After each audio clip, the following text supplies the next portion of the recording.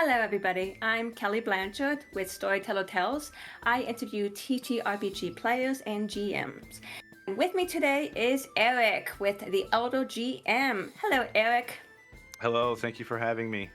It's great to have you here. How are you today? I'm doing great. Was actually spent the day doing some game prep. Oh, you have to Bugs. tell us all about that.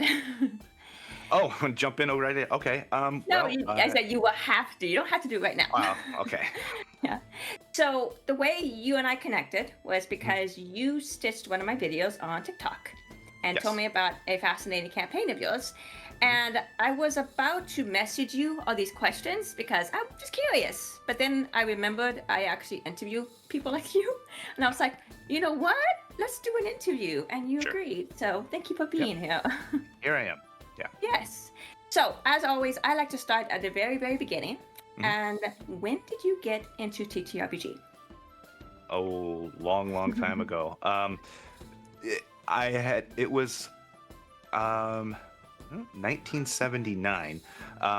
I was in third grade, and it was just a few weeks past my birthday. My dad had given me a copy of The Hobbit for my birthday, and I always had the week off from school on my birthday week. So that week I read The Hobbit and was just fell in love with this whole world of elves and dragons and dwarves and magic and everything. I just thought it was fascinating.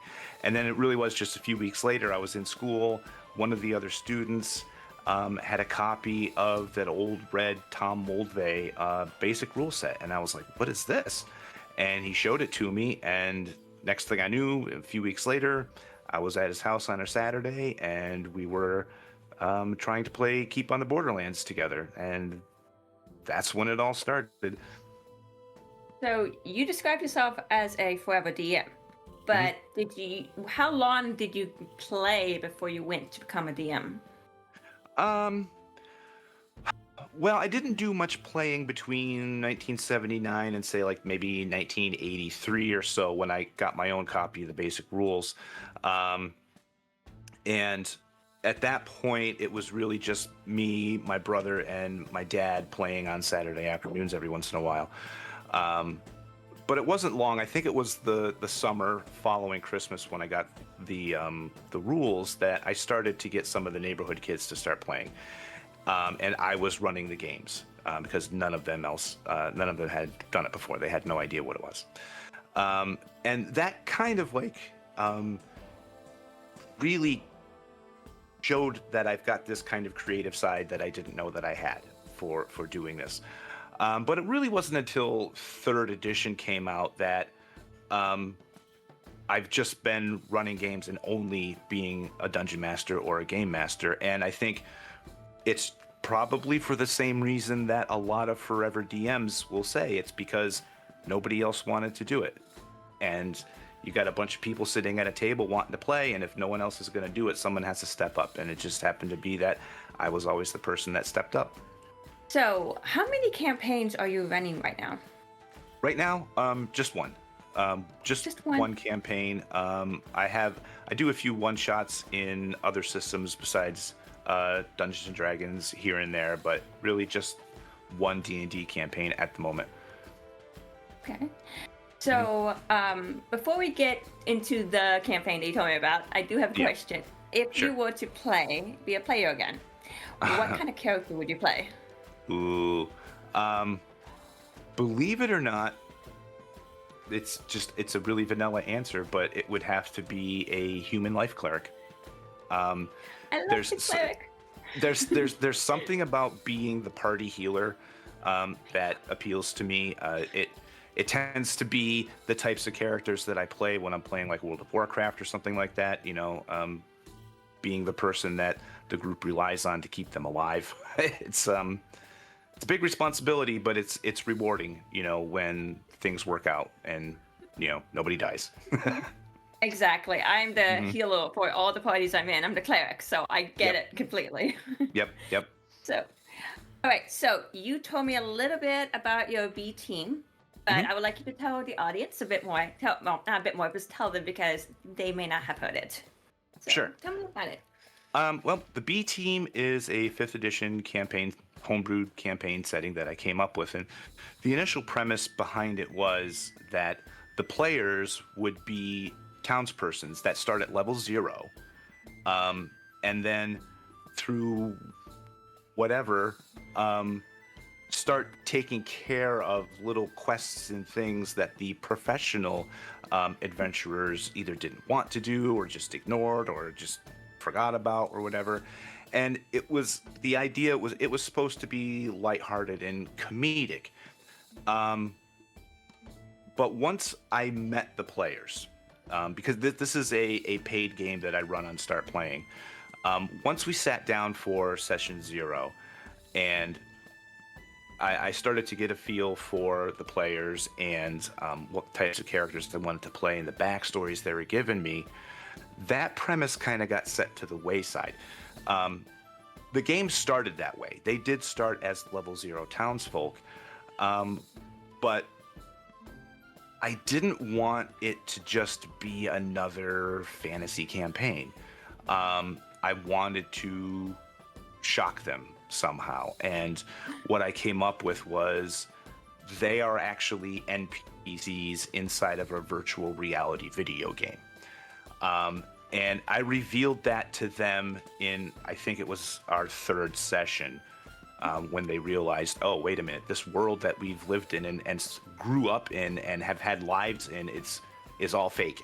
And we had some really good role play sessions out of that where they were the characters were having, a crisis of identity and everything, and it was really cool. And from there, it grew into this whole network of interconnected virtual worlds that are kind of being taken over by the ultra rich and the billionaires. I haven't quite come up with all of the details on how it's working, but these billionaires, these ultra rich people, are trying to use this network to upload their consciousness into these worlds so that they can achieve immortality, because the real world is turning into this kind of apocalyptic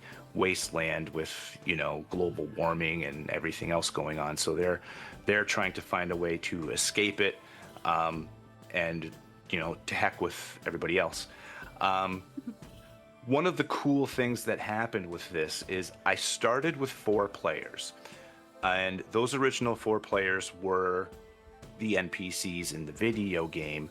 But then I had 2 more people come in and want to play, because I had been posting audio clips, because I record audio of all of our sessions, just mostly for my own personal notes, so that I can go through it and take notes and come up with things and kind of judge on how I did during a session and how the players did, that kind of thing. With the players' permission, of course. I wasn't doing it behind their back. And they gave me permission to start posting clips from the sessions online. And I got 2 more people because they listened to those clips. So what I did with the 2 newer players is I made them people in the real world who were playing the video game. Wow.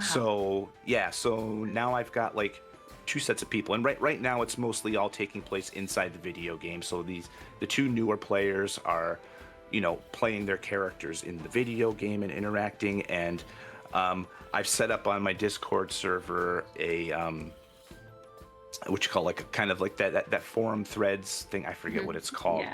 Yeah.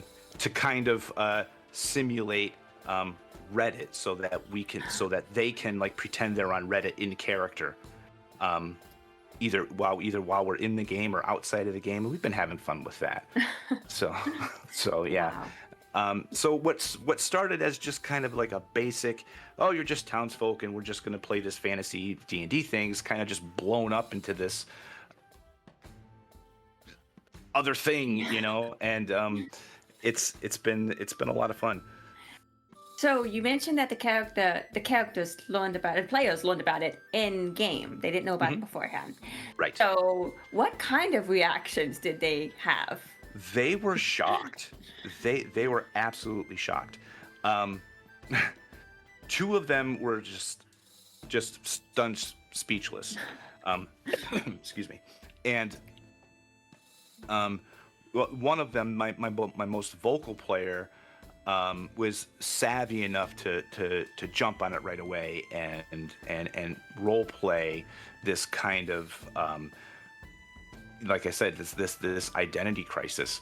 Um, and then in the following session, more was revealed to them that they were actually AI constructs created by the people who made this nexus of virtual worlds. Um, they created the player characters in order to fight back against the billionaires and kind of like undo the system and help remake it into a kind of like online utopia, which was their original design for it. Yeah. So Yeah. you said that the two new players are, in the game are actually people that went into the game. Yeah. So are these like people that work for I think you call it a Nexus, or are they some of the rich people or somebody else? Nope, they're just like um imagine that the game that they're in is like World of Warcraft, just this multi-user online thing. They're just players who have been playing this video game. Yes, they're just players in this one virtual world that's part of the next. They're just regular players like you or me. They know that this nexus exists, but they really don't visit any of the other places. They just come in to play the game. Yeah. So do they have the characters like informed? I kind of really want to know, how did the characters, if you can tell me this, how did the characters find out about the truth about the NPC ones? Um. Okay. Um. In the very first session, um, the they were all lived in the same town, so they all kind of knew each other. They weren't like a group of adventurers or anything. And there was going to be a festival. And the festival was to celebrate the group of professional adventurers who had vanquished the dragon. So in the town square, these festivities are going on. The group of professional adventurers, they're sitting at the table of honor. The head of the dragon is on a pike next to their table. And one of them did very good on one of their skill checks and realized, wait a minute, that's not a dragon head, that's a kobold head. Something that's weird. And then there was this bang and a flash that came out of the temple, which was just off of the town square, and everybody froze except for the four NPCs. They could still move around, and the bushes that lined the town square, they kind of glitched digitally and animated, and came to life and attacked them. They defeated they were basically, they were awakened shrubs. They defeated the bushes. Things went back to normal, and they became convinced that it had something to do with the professional adventuring party. It didn't, but they were convinced it did. So they were asking a bunch of questions, and by the time it was the second session, they got a hint that they should go check out the temple because that's where this thing originated from. There was a little halfling kind of teenager who was kind of the town bard who really couldn't bard. He wasn't very good at playing anything. He couldn't sing very well, but he was basically like a busker that just didn't do well. He seemed to be acting a little bit funny, so when they questioned him, he really didn't give any answers, and then he just vanished on them. Anytime they tried to question him, he would just poof and disappear. because he was a player, an administrator in the game, who logged out when they started questioning him. So he would just disappear because he was logging out. So they didn't know what that was all about either. So then they went to investigate the temple. They talked to the caretakers of the temple. They got healed from their injuries after the fight with the shrubs. And they said, well, we really would like to go upstairs to check out because it seems like this thing came from like the top of the temple. And the caretakers were like, well, nobody's been up there for, decades, we don't even have the key. So they had to search for the key. So they got the key, they're able to open the door, they go upstairs, and the place has been deserted forever. They do their little 5-room dungeon crawl and get to the end, where they find the halfling kid in a room with a device in the center that looked like, I described it to them like above table as the center console of like the TARDIS, just this big thing with consoles wrapped around it with keyboards and stuff, and trying to describe tech like that in a way that their characters would understand is very hard. Yes. Yeah. So then that's where they're like, what is going on? So the kid halfling, he says, oh, my name is really this, I'm an administrator for the game. And he just like kind of info dumped all this stuff. And they were like, what? They were so stunned by the information that the players and the characters both kind of like reacted the same way with just like, what?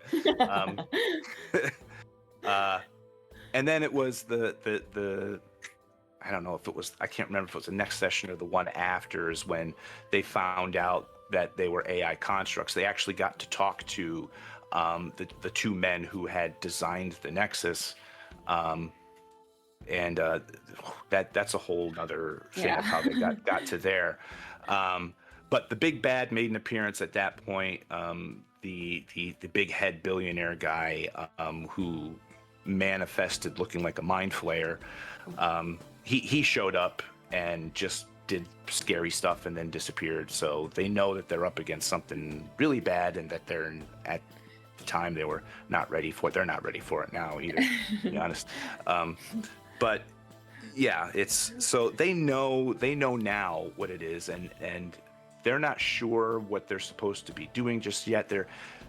This coming session on Sunday, if they role play things out the way I'm pretty sure they will, they'll get some more answers, or at least some direction on what they're supposed to be doing.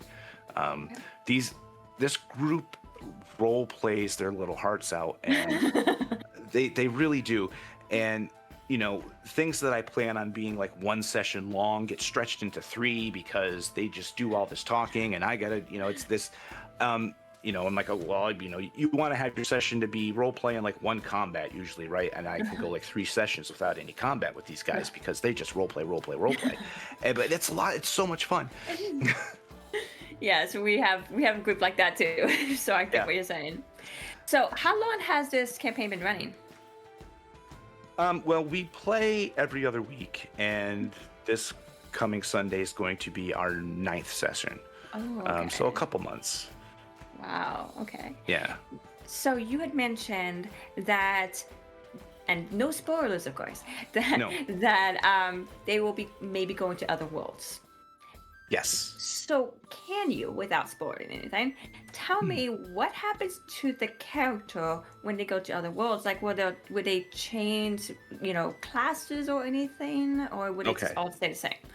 Now, that's something that I've been thinking about. See, because this whole thing I'm finding that this campaign is only working because I'm writing it on the fly. Other than having certain beats that I need to hit, all the other details, everything else is kind of just on the fly, and it's become, what do I think is going to work best for the upcoming session? But that is something I've been thinking about. Because it's going to happen, and this is something that I need to be prepared for. And I really do think that they're just going to remain who they are. they're still going to be their 5th edition characters at whatever level they are, whatever, but they're going to look different.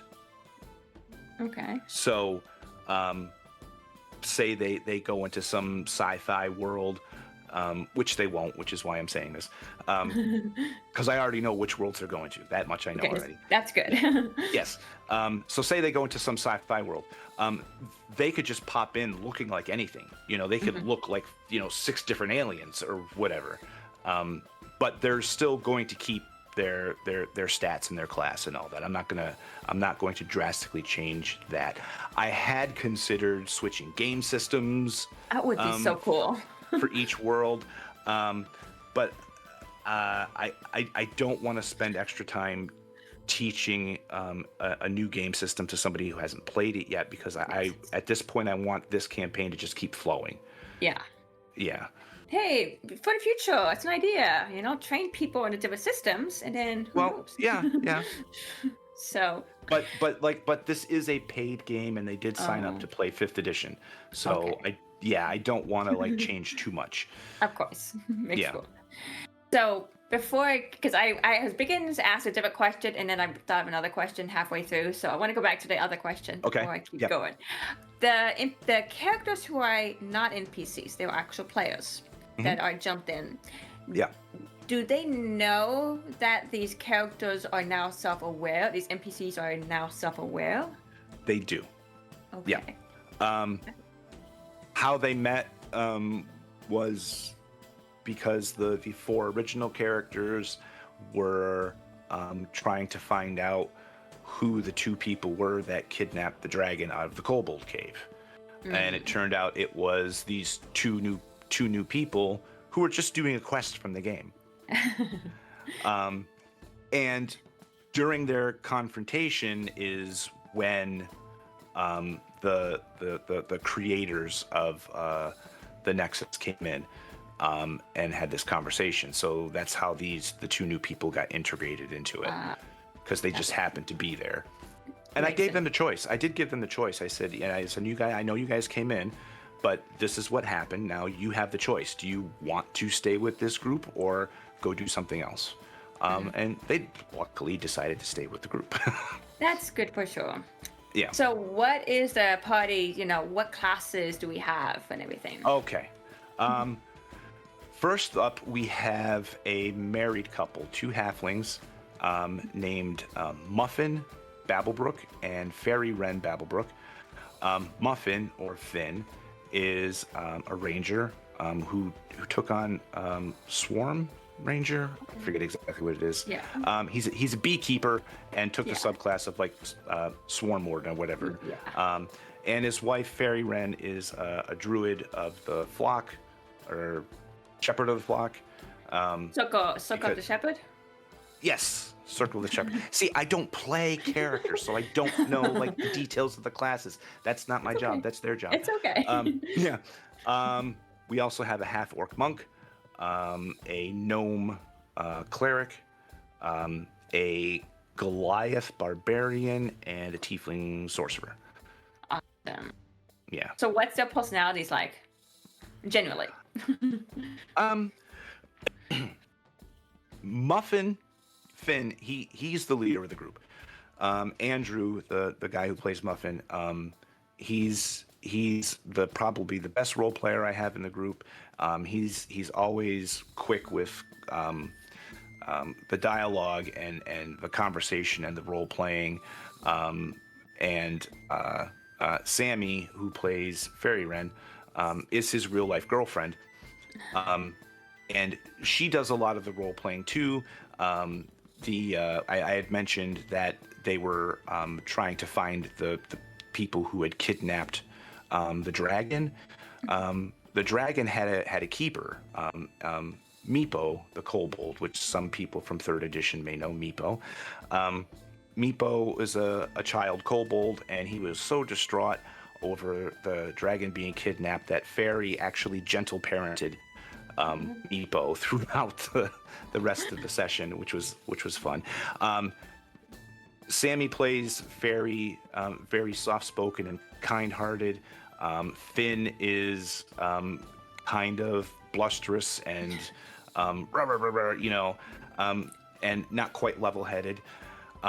Bunyan, who is the gnome cleric, he tends to be the voice of reason. He's the one that sometimes will talk Finn down from doing some off-the-wall thing.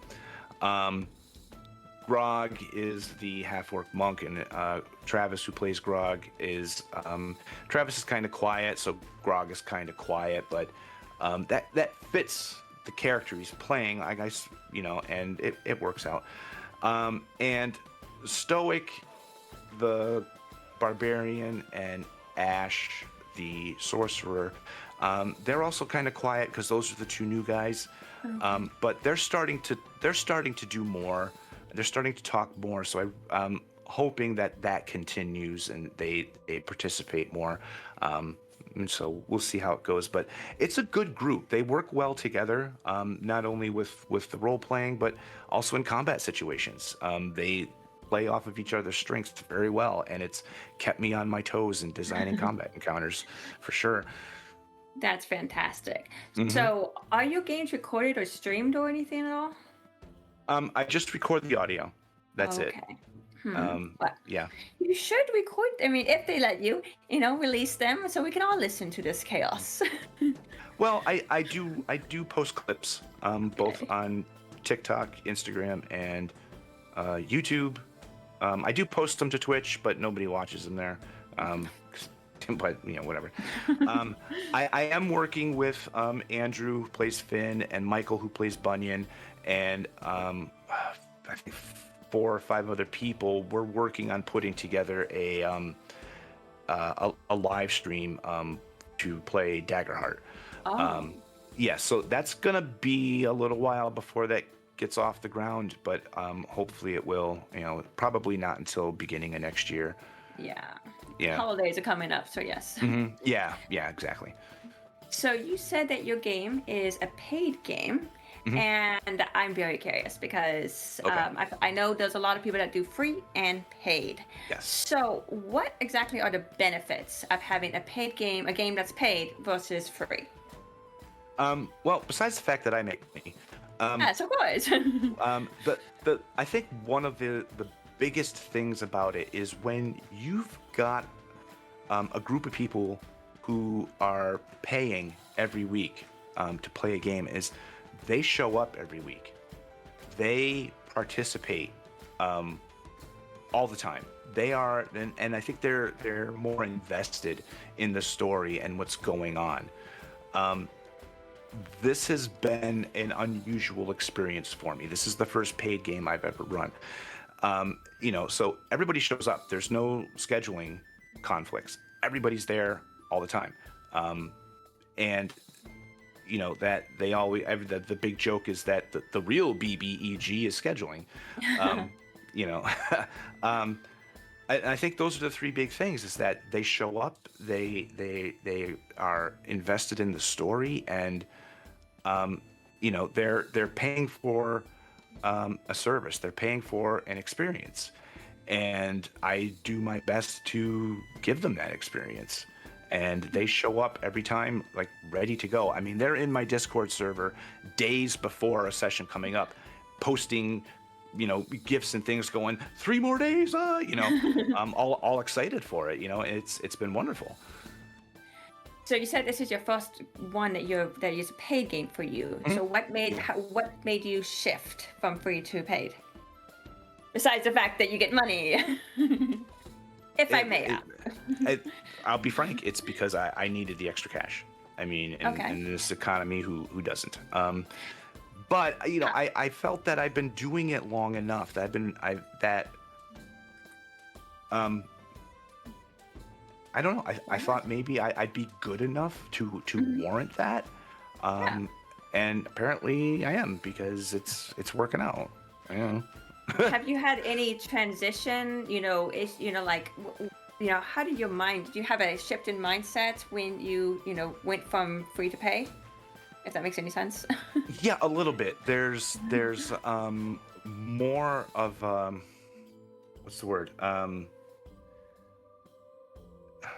more of like a drive to make sure that I am prepped and ready to go. Um, for my home group, I may not even prep at all. Just be like, oh, okay, the friends are coming over, they're gonna buy pizza or whatever. We're gonna sit down, we're gonna have some fun, blah blah blah, whatever. Um, but for this, I'm definitely making sure that I am 100% ready to go. Mhm. And that has been a bit of a shift for me. And this is also the first time that I've run a game 100% online. Mhm. Uh, so I've been making all of my maps, plotting out all of the dynamic lighting in Roll20. I've been having to learn how to do all of this stuff, to give these guys their money's worth. Uh, so yeah, it's definite. There's definitely a shift because there's certainly a drive to do more, to make sure you're Mhm. ready to get more done, to create more of as much of a cinematic experience as you can, um, using Discord and Roll20. Um, Mhm. yeah, Yeah. So is it harder though to find players for a paid game? yes, I Do think you so. have any tips? I mean, how do you go about Th- that? that's see, that's the thing. Um, I don't know. I got lucky, I think. Um, there are a lot of people who have tried. Like I go through a service called startplaying.games. I think it's the biggest service out there that um, puts professional dungeon masters with people who are looking, and they do um, release their quarterly numbers and things like that. And there's certainly many more players than there are game masters on Start Playing right now. So there's a need for it. There's a need. There are people or want to pay for games. The thing is that if you want to get into it, you've really got to be patient. You're not going to get a game filled up overnight the first time around. It's just not going to Mhm. happen. Um, it took me 3 months to get 4 players for the B team. And that was with me basically making commercials for this and posting it everywhere. Um, and it took a while. And I have posted other campaigns. I have 2 campaigns posted right now that I've only got 1 player each signed up for. Mhm. And, and one of them is a second run of the B team. Because I wanna try it again with a different group of people and see what happens. Mhm. But yeah, it takes time. But the other thing too is that I see other people, especially on TikTok. I spend a lot of time on TikTok, in the TTRPG community, and there are people there that will post, I'm doing a one shot for this, or I'm starting a campaign for this, and they get their games filled up almost immediately. But the majority of people, it takes a lot of time. So it's just like being patient. Making sure that if you are on a site like Start Playing, where you have to fill in a bunch of forms in order to get your game posted, that you're basically writing it as an ad. You need to have a sentence or two of a quick hook that's going to grab people's attention. Having a picture with somebody's face on it and words works a lot better than just, say, a picture of scenery or something. And then being very detailed about your campaign is about, what players will expect from what you're going to give to your players, what you expect out of your players, whatever safety tools that you're going to use. There's a lot that you need to put into this, to get people to come play and feel safe in an environment that you're offering. So but the big thing is just to be patient and just to be patient and then Just be wait. patient. It'll happen. Yeah. Yeah. Well, I was going to ask you, for advice of what you would say to someone who's considering doing it, but you just No. gave me some advice. But do you have There you anything go. else? Um, Okay, so no, I think I covered it all. Yeah. you did great. Thank you. So, where can everybody find you? I know you said TikTok, but where else can we find you? Um, TikTok mostly. YouTube. I post TTRPG content as well as nerdy crafting content, like how to paint miniatures, build tabletop terrain, and stuff like that. I have a couple of series of that I post on YouTube. One is the D&D Minute, which used to just be a minute back when YouTube Shorts were limited to 60 seconds. Boom, it was the D&D minute, blah, blah, blah, and I was done. But now they've expanded that to 3 minutes, and now I've just kind of thrown that completely out the window, and my most recent ones can be up to 15 to 20 minutes long. But my D&D minute series, I talk a lot about the old editions of D&D and how they compare to the new ones, as far as rules changes and what the zeitgeist was at the time and all that. And I think I've done close to 30 episodes of the D&D Minute at this point. Where else am I? YouTube, Instagram, but Instagram's just reposts of TikTok. Discord, of course. I keep in touch with a lot of people through Discord, and anybody can join my Discord server. We talk about a lot of things there. It was initially set up for me to host my games, but people like talking about different things, so I've expanded it into other stuff. Yeah, and like I said, I post clips of the B team on all of these platforms too. Awesome. Well, you've given me those links, so I will be including them in the description of this video. So if anybody's interested in following him, go to the description and go choose Follow links. me. So, yes, follow him. Follow me. Come play my games. Yes, do so. So, Eric, this has been a joy. I really appreciate you coming and sitting down and answering all my questions. I really do appreciate it. No, this was fun. I'm glad you asked me to do this. I'm glad you agreed to. So everybody, please go follow him on all the platforms and show him the love and support. So, Eric, thank you so much for being here. I truly appreciate it. Thank you. Alrighty, take care, everybody. Bye. Bye-bye.